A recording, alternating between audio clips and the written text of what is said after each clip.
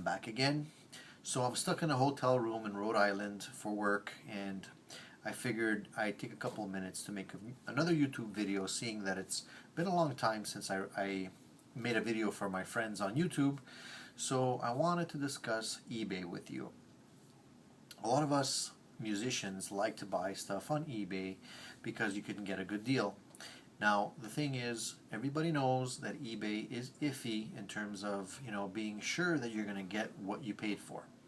So there's a lot of people that are not used to buying things on eBay that have been emailing me, asking me questions on, what to look for, and is it safe, and should I take a chance on buying something on eBay. Personally, I've been buying and selling stuff on eBay for a very long time. I'm pretty comfortable with eBay myself because I know what to look for, and I've learned a lot of things over time that I want to share with you. So this video is basically geared to sort of an eBay 101 for musicians, and what to look for, and what to look for specifically not to get screwed. So number one, when you're doing your bidding on items on eBay, first of all, know what you're buying. So if you're buying an item and you need to know the value of that item, people often forget that you're bidding on an item that may not be new. It could be refurbished, it could be used. So people think, well, like that pedal is usually worth, $200 and I can get it for, $180. Big whoop. You're getting it for $180, it's used. You're going to be paying shipping, you're going to be paying duties on it, especially if you're from Canada, and at the end of the day it's going to cost you more than a brand new item with a warranty that you can get locally. So if you're going to buy something like that, make it worth your while. Don't bid on items that are so close to the actual retail selling price, especially if they're used. So first of all, find out whether it's a new item, a used item, or a refurbished item. They got to tell you this, okay? So ask a lot of questions. Then if you do find that, 1 in a million where it's a really good deal, and you're like, oh my God, I found a 1959 Les Paul, and the guy's asking $700 for it, okay? Ask yourself why that is, okay? If there's a deal like that out there, there's a lot of people on eBay every day. They know what they're looking at, okay? So if you come across an item like that, A, nobody's bidding on it. You gotta ask yourself, why is that nobody's bidding on it? Is there something that I'm not seeing here? B, why is it selling for so low? Is it authentic? Is it stolen? Is it a counterfeit copy? There's a lot of them floating around eBay today. Then if you think that it's still authentic and you want to bid on that item, the next step is check the seller's information. So even before you look at the details on the item, look at things like, how long has this seller been an active seller on eBay?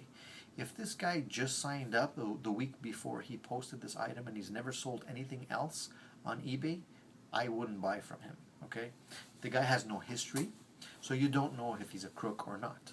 Whereas if you're buying from somebody that's been selling on eBay for years and they have thousands of items that they've sold and they have a clear history and you can clearly see that they haven't screwed anybody, or there's been very few complaints about the seller, then you can rest assured that the seller can be an authentic seller that is not going to take you for a ride. Now, the other thing with the sellers is you have to be able to look at the details, the fine print. Okay, a lot of them have a lot of squinty print at the bottom of their listings. You got to pay attention to that squinty print. They'll often list things like it's a refurbished item very, very vaguely or very sparsely, so you have to really catch it. They won't necessarily outline it or underline that aspect so that they can maybe slip it by you. So if you're not sure, you got to ask the question. Okay, one thing for sure is that if you ask specific questions and you get specific answers, you know what you're bidding on. And it's if what you get at the end of the day is not what was described, you have a case for a dispute with PayPal and eBay. That brings me to the next point. If you buy something on eBay, pay with PayPal if you can. If you have a PayPal account, pay with PayPal. The reason why I'm telling you this is because PayPal will intervene in the event that what you receive is not what was described, or is defective, or is damaged. If you buy without using PayPal, you're on your own. There's no intermediate party that will reimburse you that money, and you're going to be, having to travel to get your money, or you're going to have to send a million emails and threats to the seller to try and get a refund, especially if there's no refund policy outlined in the description. So you got to really be careful with the squinty print and know, what the conditions are and what the item is that you're buying. Also, when it comes to, counterfeits, there's a lot of counterfeit materials that are floating around. I've seen counterfeit Dr. Beat headphones. I've seen counterfeit microphones. I've seen counterfeit Stratocasters, counterfeit Gibson Les Pauls. There's all kinds of stuff out there that's counterfeit. It's easy to make, but most of the time you can tell when something's not authentic if you know what you're looking for. Now, if you don't know what you're looking for, you got to really ask somebody to give you help and compare photos. Look at the details of that particular model. Fender and Gibson clearly outline on their website what the guitar is made out of, specifically the specs, the woods, the type of grain, the type of finishes that they have, the type of fret wire, the pickups. There's so many things that they specifically detail.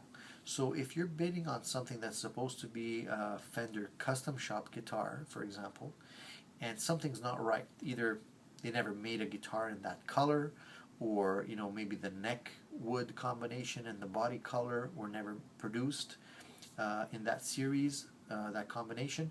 So you got to ask yourself, maybe something was swapped out, maybe something was changed, maybe the neck is not authentic, maybe the pickups were swapped out. There's a lot of things that could be changed on a guitar very easily. Okay, not to mention the classic is when you see somebody listing a Fender Stratocaster, and they like to use the word Strat style guitar.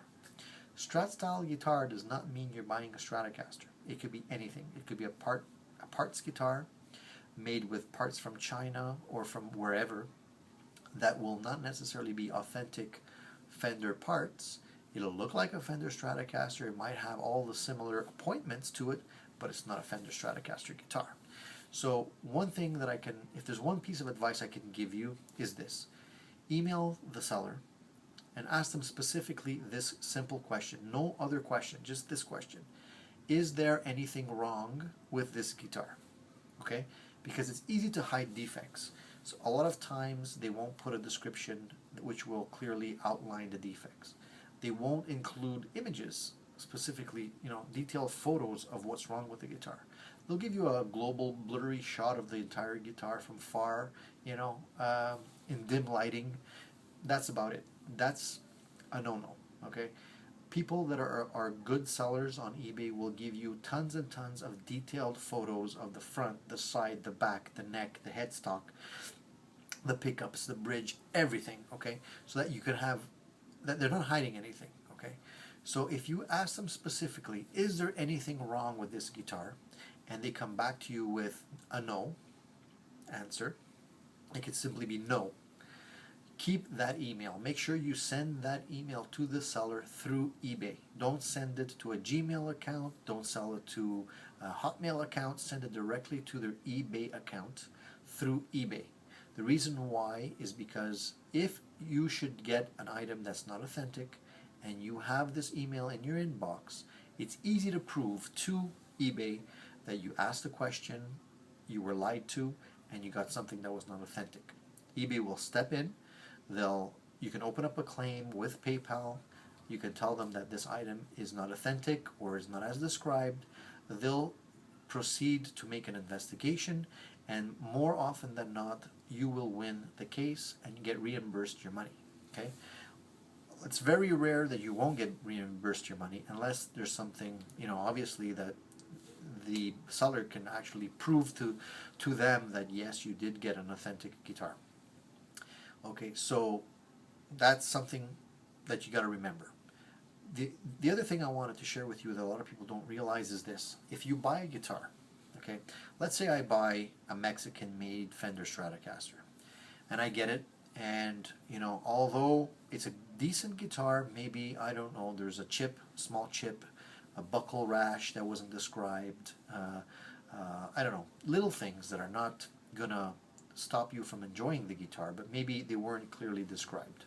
Okay, I can go back to the seller and say, listen, I bought this guitar from you, you never described this in your listing, I asked you specifically if there was anything wrong with the guitar, you said no, I want my money back.